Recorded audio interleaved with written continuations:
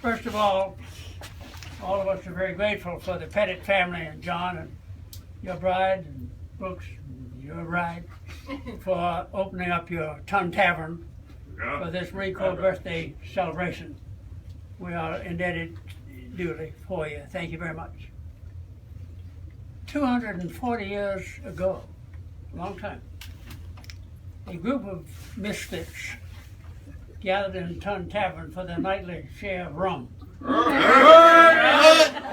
They became the first 2 battalions of Marines.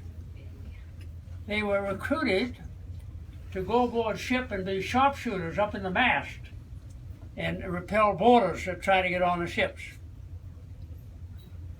What your young Marines need to know is the officers' caps have that trefoil on top so the Marine snipers wouldn't shoot them. They know who they are down below. An interesting footnote to history and part of our uniform. Today, 2015, we don't have misfits anymore. We've got the smartest, the best educated, equally dedicated young men and young women who are serving the Corps. We are on our way down to 182,000, which we will have by the end of next year. The history of the Marine Corps suggests that when the chips are down, we get our share. When the chips are not down, we suffer more than most. In my service in World War II, we reached a strength of over 500,000. 5 years later, when the North Koreans marched over the border, I was one of only 75,000 Marines on active duty in 5 years. We then built up the Corps, of course, to deal with the problems from Korea. After Korea, down we went. We had to deal with Vietnam. Up we went. Vietnam over, down we've been. It'll always be this way because politicians don't understand the need for keeping a permanent force. They say it costs too much. Can freedom cost too much? I don't think so. If you don't have your freedom, the rest of it doesn't matter much. Well, on this day in 2015, our young Marines are deployed around the world. They're still in the Middle East in more places than one. They're in the Horn of Africa. They're task force organized with troops, heavy artillery, helicopter support, logistic support to do the job, whatever's necessary. The Marines are going to be ready when the transportation shows up to take them wherever we go. And we'll go by ship, we'll go by air, we don't care. Just get us there. Get us there. For those of you who may not know a lot about the Commandant who's just taken office, he's the first Commandant in my history that I didn't know well personally before he became Commandant. I have known and worked with every other Commandant since my entrance in the Corps, when my first duty after the war was Headquarters Marine Corps, working very close to the Commandant.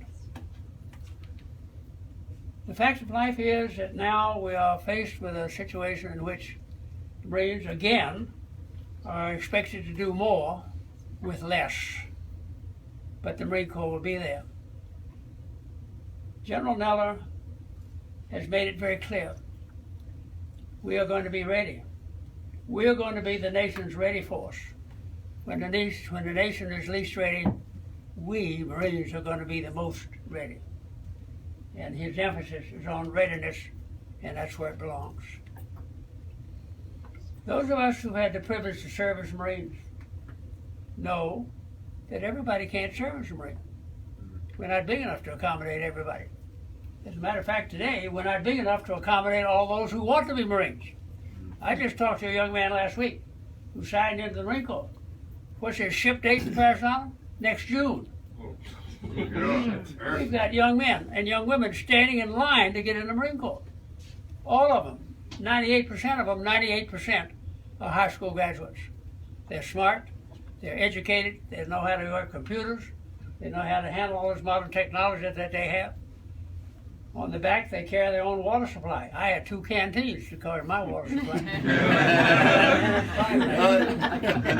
Actually, you know, and if you saw the movie up there in 1945, we Marines thought we were the top of the pile because we had camouflage helmet covers. we didn't have body armor, but we had helmet covers. I tell young Marines today they missed something in their service. When I was a Marine and had my helmet, that helmet was my bathtub. It cooked my rations. It served every purpose in addition to protecting my head.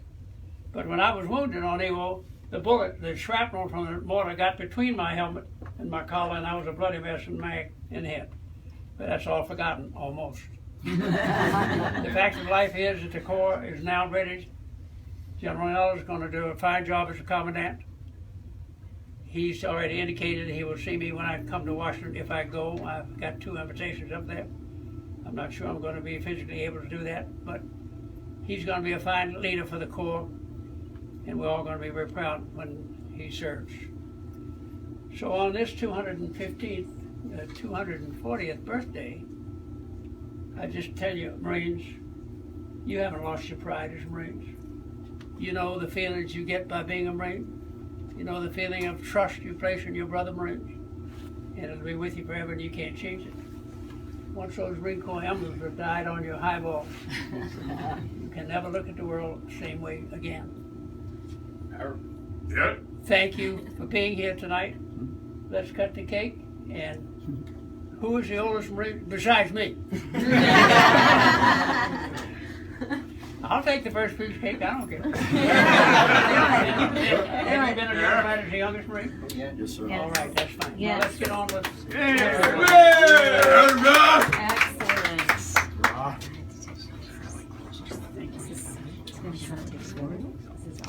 Yeah, that's a big deal. Yeah. This is like a big deal. Take pictures. Take pictures.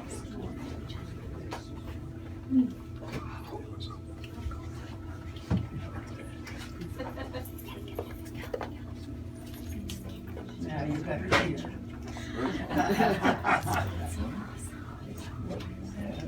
Somebody can serve the cake. Somebody, I'll not.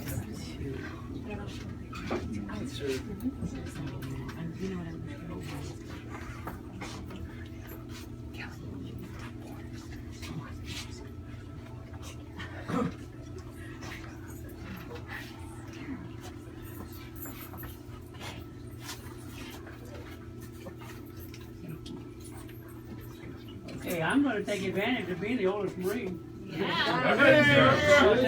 I got the end cut. They're on their way, sir.